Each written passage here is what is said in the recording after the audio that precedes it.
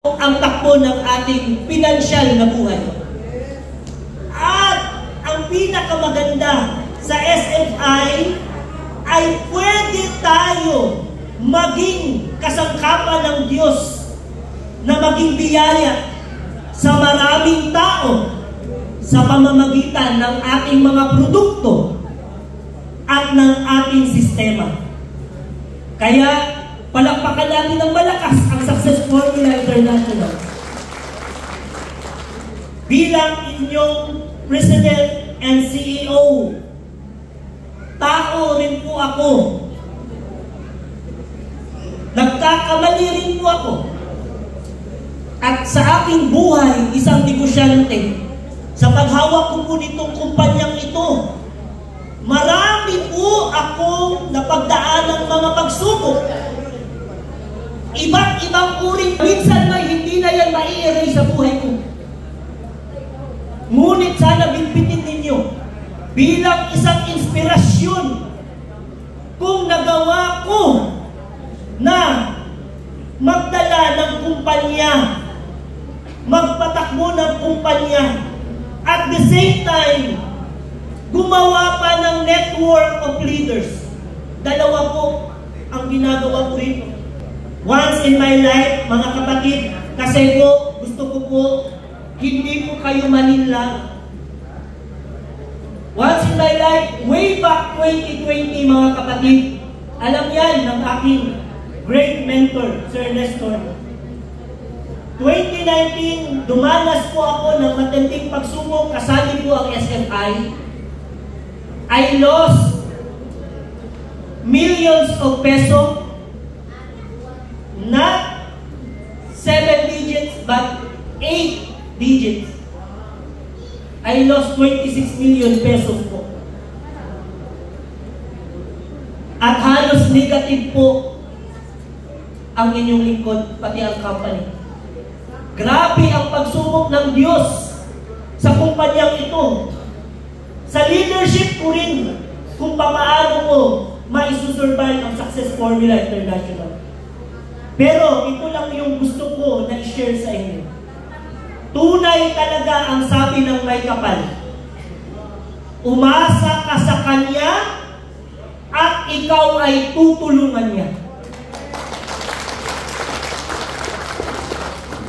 Kapatid, pag dumaan ka sa buhay mo, nalugmok ka na, kapatid, huwag mo itong kalimutan. Dumanas din ako dyan. Ano yung ginawa ko?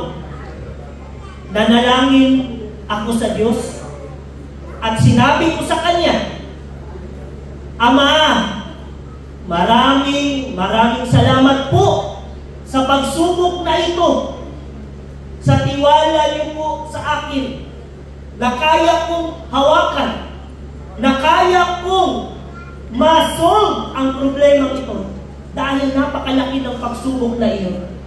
Alam yan ng aking kaibigan, Brother Sumakwil Butchong, na halos hindi ko pwedeng sabihin sa sino man, even my family, kasi hindi nakakatulong. Magkakaproblema lang sila. Anong ginawa namin ni Ma'am Lovely? Nanalangin kami sa Diyos. Lumuhod kami sa Kanya. At sinabi namin, Ama, hindi na namin kaya ito. Ikaw na po ang bahala sa amin. Ang importante, natuto kami, nadapa kami, and we learn.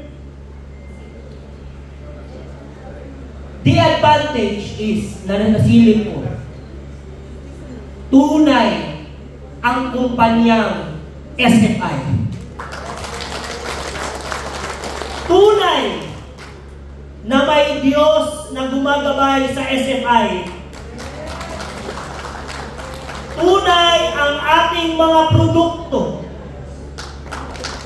Kapatid, hindi pa tayo nakatawid ng Visayas and Luzon. Sabi ko, magsisimula ako ulit. But, what happened is, ito na ang pinaka-exciting part. Noong 2020, April 2020, total lockdown sa Davao City and entire Philippines. Tama po ba? And entire global, buong mundo. hindi na ako nakagalaw pa. Ang SFI ay natamaan talaga. Bagsak talaga ang market ng SFI. At ang iniisip namin po ay hindi na po ang aming sarili. That time, kami ni Ma'am Lovely, nagtitinginan na lang kami sa opisina. Paano natin i-survive ang kumpanyang ito? Nagtitinginan na lang kami dalawa. Tapos nagtatalikuran kami, umiiyak kami. Bakit? Ano yung iniisip namin? Ang iniisip namin, ang aming mga mahal na dealers.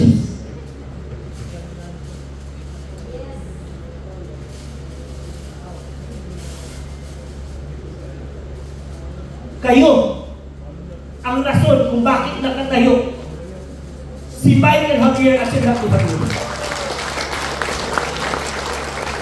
Hindi namin kayang bitawan yung mga smile ninyo, yung tiwala ninyo.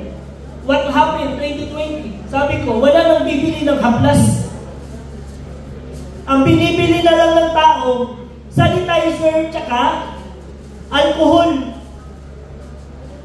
Hindi naman ako gumagawa ng sanitizer. Anong ginawa ko? I take the risk. I take the risk para lang mabuhay ko ang aking mga empleyado at ang kumpanyang SFI. Kasi wala na, zero balance na. Maganda ang tanggap ng market noon. 1 month lang, kumita ako ng 500,000. Pero kulang pa sa 26 million. Tama ba? Dahil sikat ang inyong CEO Mike dito sa Davao City, ang dami na iingit sa atin. Here comes, nireport ako sa isang government offices. Totoo, ang nakita ninyong video na ako po ay na-report ng One Mindanao, GMA. Pero hindi po yun related sa SFI. Yun po ay related sa isa kong planta. At pinasara po yan ng FDA. Grabing pagsubok? Yes or no? Yes. Anong ginawa namin mag-asawa? Nagpasalamat ulit kami sa Diyos. Nanalangin ulit kami sa Diyos. Sabi ko, Ama, grabe ka. Grabe ka magmahal sa akin. Grabe ka magtiwala sa akin. Lugmok na ako eh. Nahuli ako at hindi ko yan pwedeng i-deny. Nung nandun na ako sa opisina, nanalangin ulit ako. Always, I pray, thank you to Lord. Thank you, Ama. Grabe yung experience na binigay mo sa akin. And good news happened. Buti na lang, ako po ay dating radio anchorman. Nung nalaman nila na ako isang dating radio anchorman, pinauwi rin ako sa bahay. Palakpakan natin ang Diyos. Pero sa report, sabi nila, patong-patong na kaso daw.